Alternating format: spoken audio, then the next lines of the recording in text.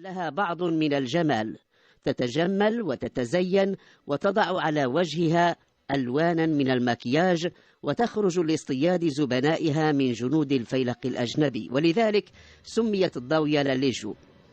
نحن الآن في العام 2005، تقدم العمر بالمرأة وكثيرون نسوا ماضيها، وهي بعد كل تلك السنين التي توالت لا ترغب في الالتفات إلى ماضيها ذاك. لعلها دفنت ضاوية لاليجو. في كل الأحوال هي تظن أن الفتاة المومسة التي كانت لم يعد لها وجود اليوم. بعد كل هذه السنين يسرها أن يناديها زبناؤها بالحاجة ضاوية.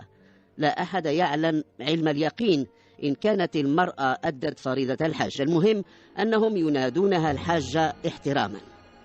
بعد حصول المغرب على الاستقلال تحولت الضاوية لاليجو إلى نجافة محترفة، كانت تقدم خدماتها بشكل أساسي إلى العائلات الثرية في فاس، تأتيهم بالمعلومات التي يريدونها، وقد أتاح لها ذلك أن تنسج شبكة من العلاقات، بل إنها مع مرور الوقت تمكنت من أن تؤسس لفرقة متكاملة تتولى كل ما يرتبط بالنجافة من تزيين للعرائس وتدبير لتقديمهن إلى الحضارات في الأعراس وما إلى ذلك. كانت فرقة الحاجة الضاوية للنجافة تتكون من عدد من النساء فضلا عن رجال يتولون كل ما يتعلق بالنقل وتحضير اللوازم. في العام 2005 كان زبناؤها يعدون بالمئات، كما أن نشاطها تجاوز حدود مدينة فاس إلى مكناس بل إلى الدار البيضاء. صارت لها أجندة تضبط مواعيدها، ولم تكن تدرج ضمن تلك المواعيد أي زبون ما لم يدفع تسبيقا لا يقل عن نصف المبلغ الذي يتم الاتفاق عليه. أكثر من ذلك، كانت الضاوية النجافة تجعل الزبون يقبل بأنه إذا ما ألغى موعده فلن يسترجع سنتيما واحدا من التسبيق. عرفت الضاوية طريقها إلى الشهرة وكان الإقبال عليها يزداد، ولكنها مع كل ذلك لم تتمكن فيما يبدو من التخلص من رواسب شبابها الذي أمضته متنقلة بين أحضان جنود الفيلق الأجنبي في الجيش الفرنسي لليجيون إترانجير. زمنها كانت كثيرا ما تستحوذ على ما قد يكون بحوزة أحد أولئك الجنود من أشياء لها قيمة ما. تخطت الضاوية حدود حرفة النجافة ودخلت مجال العرافة والشعوذة.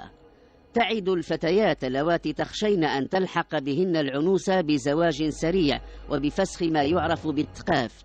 كان مجال عملها كنجافة يتيح لها قاعدة واسعة من الزبونات، وكانت الشعوذة والتوسط فيها نشاطا آخر يدر على الضاوية مبالغ مالية لا يستهان بها. كان زوجها يتقمص دور العراف ويتخذ قناع فقيه سوسي عارف بأحوال الجن وتسخيرهم. كان يدعي أنه يتحكم في جني استقدمه من السند. كثيرات هن اللواتي كن تصدقن ما تدعيه الضاوية، التي في الحالات التي لا يتحقق فيها ما تطمح فيه الواحدة من تلك الزبونات كانت تقول إن تحقيق المراد تعذر لأن الجني الذي يتحكم في الزبونة من الأرض السابعة، والجني الذي يملك رقبته الفقيه السوسي ليست له قوة الغوص إلى الأرض السابعة. عدا الشعوذة التي كانت تمارسها كنشاط مواز، فإن الضاوية ظلت ترتكز أساسا على عملها كنجافة. كانت حين يأتيها زبناء من خارج مدينة فاس تشترط عليهم نقلها بسيارة فاخرة وأن يتم إسكانها في شقة محترمة. كانت طلباتها مجابة، وكانت تبرر كل تلك الشروط بضرورة تأمين ما تحمله معها من حلي ذهبية ومجوهرات تستعملها في تزيين العرائس. كانت تحمل في كل تنقلاتها حقيبة يدوية كبيرة تحتوي على كل تلك الحلي التي تحتاج إليها العروس. كانت لماعة، ولم يكن بمقدور أي كان أن يعرف ما إذا كانت حليا من ذهب أم أنها حلي من معادن أخرى تم طلاؤها بالذهب. ذلك سر تحرص الضاوية على ألا يعلمه أحد. وفي كثير من الأعراس كانت تدبر بمساعدة واحدة من مساعداتها عملية ابتزاز لأصحاب الحفل، إذ تدعي والقاعة ملأى بالحضور أن إحدى قطعها الذهبية الثمينة قد سرقت. لم تكن تتوانى أحيانا في أن تستعير الميكروفون من جوق الغناء لتنادي بصوتها المبحوح أن قد سرقت إسويرة أو دملج من قطعها. كانت تهدد باستدعاء الشرطة إن لم تعد إليها القطعة. كان أهل الدار يخشون الفضيحة ويخافون أن يؤثر ذلك على سمعتهم فيضطرون إلى إسكات الضوية لقاء قدر من المال. أسر كثيرة وجدت نفسها في ورطة. في 25 من يونيو من العام 2005 كانت الضوية في الدار البيضاء، حيث تولت زينة عروس إحدى العائلات الثرية. كان الحفل مقاما في فيلا تلك العائلة، عائلة الحاج عبد الرحمن المتطوع، وهو رجل أعمال معروف.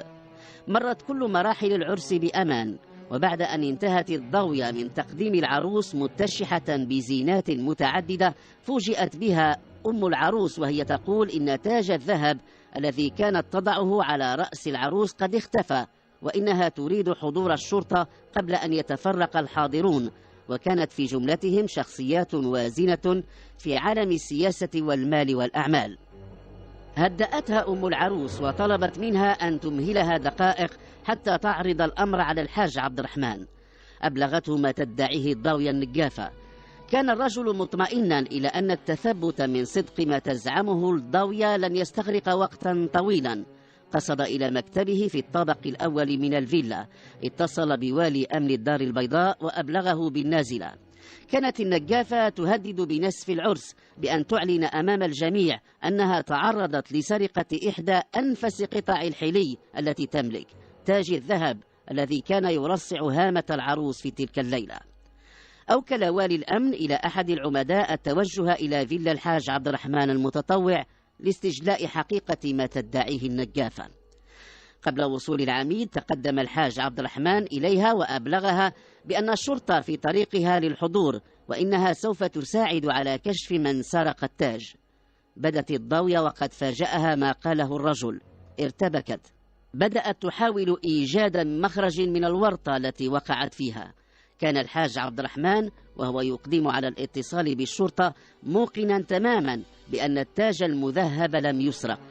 كان منزله مجهزا بكاميرات للمراقبة، وقد عمد إلى مراجعة التسجيلات فاكتشف أن إحدى مساعدات النجافة هي التي أخذت التاج وأخفته في حقيبتها. حضر العميد محمد العقاري إلى فيلا الحاج المتطوع. كان حفل الزفاف في مراحله الأخيرة. كان الحضور حول موائد العشاء ترافقهم الإيقاعات الأندلسية الرفيعة. استقبله رب الأسرة وعرض عليه التسجيل، حيث تظهر كل التحركات التي شهدها محيط الغرفة التي كانت توجد بها العروس.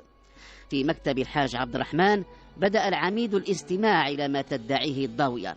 قالت إنها فقدت التاج المذهب، وإنها مراعاة لسمعة عائلة الحاج عبد الرحمن تتراجع عن تقديم أي شكاية ضد أي كان. اصطنعت ابتسامة لم تخفي الاضطراب الذي على ملامحها، ثم قالت: في النهاية إنه ليس تاج من ذهب، وإن قيمته ليست كبيرة. ما أن أنهت أقوالها حتى طلب منها العميد أن ترافقه إلى حيث توجد مساعداتها. توجه بشكل مباشر إلى تلك التي ظهرت في التسجيل المصور وهي تخفي التاج. دون مقدمات طلب منها أن تخرج القطعة المذهبة. ترددت، ولكنها ما لبثت أن انثنت أمام إصرار العميد. أخرجته من حقيبة كانت في زاوية الغرفة. قالت إنها إنما فعلت ذلك بأمر من مشغلتها الضوية. كانت الضوية لليجو التي تحولت إلى نجافة نصابة محترفة. اعترفت بأعمال نصب عديدة قامت بها ضد أسر في فاس والرباط وفي مكناس قبل الدار البيضاء. أنجز العميد مسطرة اشتملت على اعترافاتها المفصلة، وتم تقديمها أمام وكيل الملك الذي أمر بوضعها رهن الاعتقال الاحتياطي في انتظار مثولها أمام المحكمة الابتدائية.